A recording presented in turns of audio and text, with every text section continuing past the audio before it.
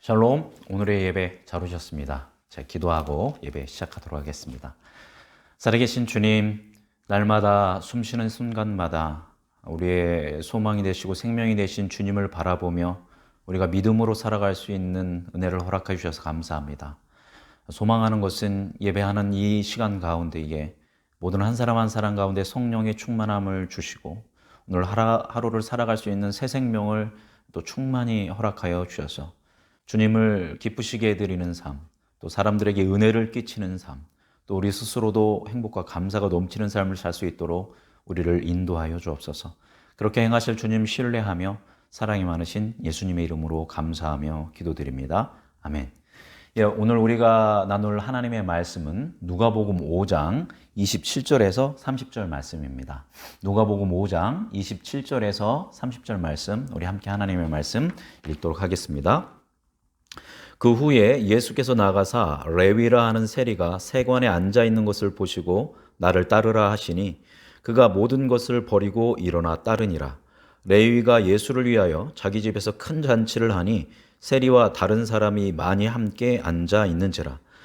바리새인과 그들의 서기관들이 그 제자들을 비방하여 이르되 너희가 어찌하여 세리와 죄인과 함께 먹고 마시느냐.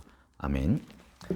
예, 지금까지 나눴던 말씀 잠깐 간략하게 요약하면 우리 4장에서는 예수님께서 사단에게 시험 받으시고 그것을 승리하신 다음에 이제 그 사단과 귀신 그리고 그들로 인한 질병으로 고통당하는 사람들을 찾아가셔서 귀신을 내어 쫓고 병든 사람들에게 손을 얹어서 그 병을 쫓아내면서 억눌린 사람들에게 자유와 해방을 주시는 이야기가 4장에 기록되어 있습니다. 이제 5장으로 오면 예수님께서 제자들을 부르시는 이야기가 나옵니다. 그런데 제자들을 부르시는 상황 가운데에서도 예수님께서 또 사람들을 치유하시는데 그 치유의 사건은 어떤 의미냐면 4장과는 달리 이 병이 든 사람들이 이 죄로 인해서 잘못으로 인해서 고통 가운데 있는 사람들이죠. 그래서 그들에게 필요한 건 정결과 죄사함이었기 때문에 예수님께서는 그들을 정결케 하시고 죄를 사하셔서 그들의 정서적, 영적, 육체적 그 고통을, 아픔을 치유하시고 회복하시는 사건이 5장 내용입니다. 그래서 5장의 전체적인 그 주제는 죄로부터 사함받는 주제가 5장입니다. 자, 오늘 말씀 보니까 오늘도 예수님께서 제자 한 사람을 부르고 계시는 것을 볼 수 있습니다. 우리 27절 같이 읽어볼까요? 그 후에 예수께서 나가사 레위라 하는 세리가 세관에 앉아 있는 것을 보시고 나를 따르라 하시니 예수님께서 한 사람을 보고 나를 따르라 하면서 제자로 지명해서 부르는 장면이 오늘 본문 말씀입니다. 자, 여러분, 이 시대의 사람들이 예수님이 활동하시던 시대의 사람들이 예수님의 제자가 되려면 적어도 이런 사람은 돼야지라고 해서 만약 예수님이 제자를 뽑았다 했을 때 사람들이 그래, 그 사람은 제자가 될 만한 사람이지 이렇게 공감하고 이해하고 납득이 될 만한 부류의 사람들은 어떤 사람들이었을까요? 이 당시 사람들요. 아마도 그 개인의 경건에 힘을 쓰고 율법을 연구하고 율법대로 살기 위해서 실천하기 위해서 힘쓰고 애쓰는 사람들이었겠죠. 그때 그런 사람들은 어떤 사람들이었냐면 바로 바리새파인, 또 사두개인, 에세네아파 그리고 제사장들이었던 것이죠. 그런 사람들이 예수님의 제자가 된다고 하면 예수님이 그런 사람들을 제자로 부른다고 하면 모든 사람들이 그렇지 이럴 만한 사람들이 바로 그 부류의 사람입니다. 그런데 예수님이 제자로 부른 사람들을 보면 전혀 그들과는 어떤 사람들이에요?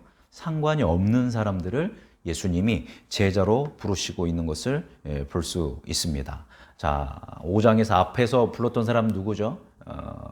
어부들이죠. 그죠? 어부들, 이제 베드로를 중심으로 하는 어부들을 불렀는데 이들은 노동자이기 때문에 율법대로 살기가 정말 힘들고 어렵죠. 그렇기 때문에 그 예수님의 신성을 경험하고 예수님을 이제 체험했을 때 베드로가 뭐라고 합니까? 나는 죄인입니다. 나를 떠나 주소서라고 해서 했었죠. 그렇지만 그때 예수님께서 그 베드로를 제자로 부르셨습니다. 또 오늘 보니까 누구를 불렀어요? 레위를 불렀습니다. 이 사람 마태죠. 근데 레위라는 이름은 연합하다라는 이름을 가지고 있죠.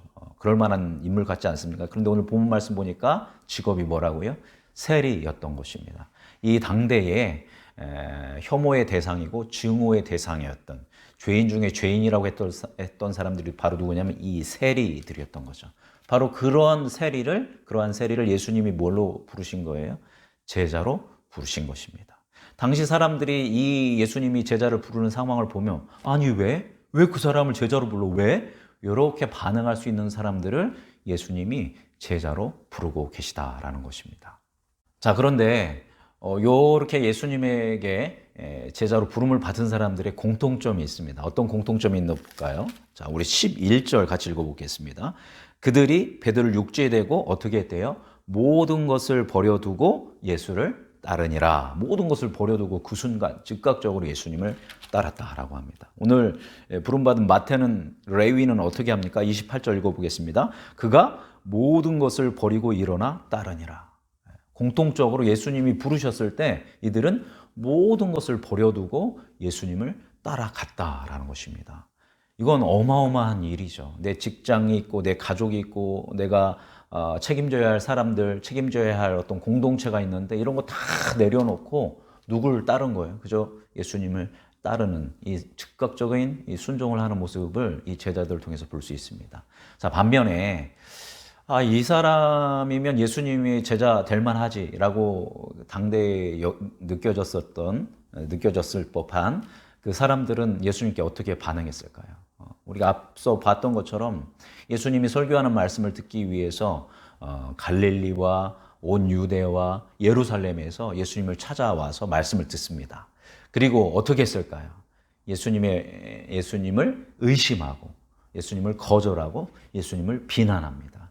지난 시간에도 예수님을 비난했고 오늘도 비난하고 또 내일도 말씀도 보면 비난하게 될 것입니다.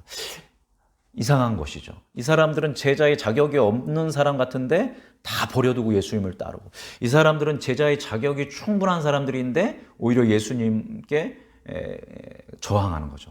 의심하고 거절하고 비난하고 있는 것입니다. 왜 이런 상황이 벌어졌을까요? 여러 가지 요인이 있겠지만 가장 중요한 것은 바로 이들의 정체성 때문이다라는 거죠.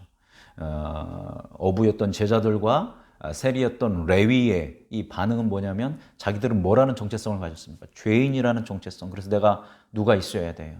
나를 구원해 주실 분이 반드시 필요하다라는 그런 가난한 마음을 가지고 있었기 때문에 모든 것을 버려두고 예수님을 따를 수 있었고 반면에 종교적 열심을 가지고 있었고 경건에 힘을 썼던 이들은 자기가 뭐라는 정체성을 가지고 있었냐면 의인이라는 정체성을 가지고 있었던 거죠. 그래서 예수님을 보고도 내가 의인이기 때문에 예수님을 의심하고 예수님을 정죄하고 예수님을 비난하는 모습을 볼 수 있습니다.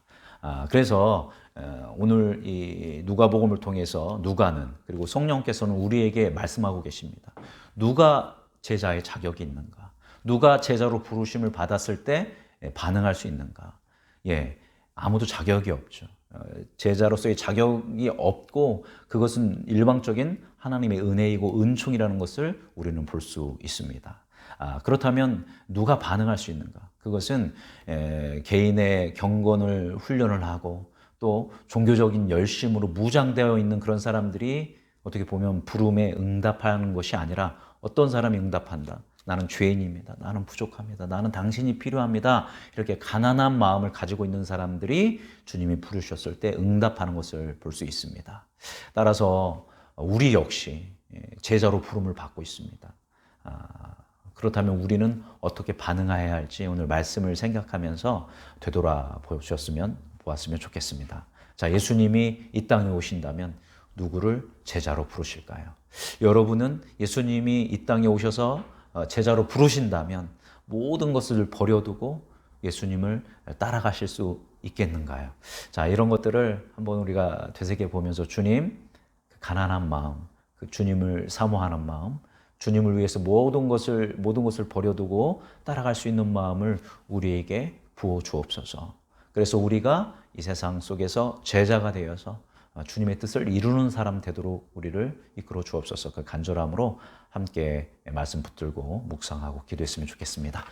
오늘 말씀 우리가 되새기면서 우리의 마음에 새기면서 이 말씀 따라 사는 동안 함께 찬양하겠습니다. 이 말씀 따라 사는 동안 지치지 않게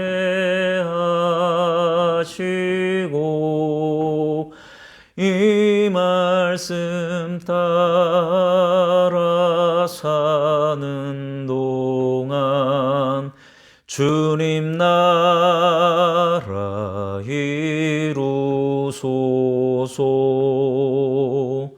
예, 그 가난한 마음, 그 제자로서의 부르심에 응답할 수 있는 마음, 또 제자로서의 어떤 부르심의 은총을 경험할 수 있도록 그 안에서 주님의 뜻을 이루어갈 수 있는 우리가 되도록 우리 함께 하시면서 기도하고 개인적 기도하시고 주기도문으로 마치시면 되겠습니다. 기도하겠습니다.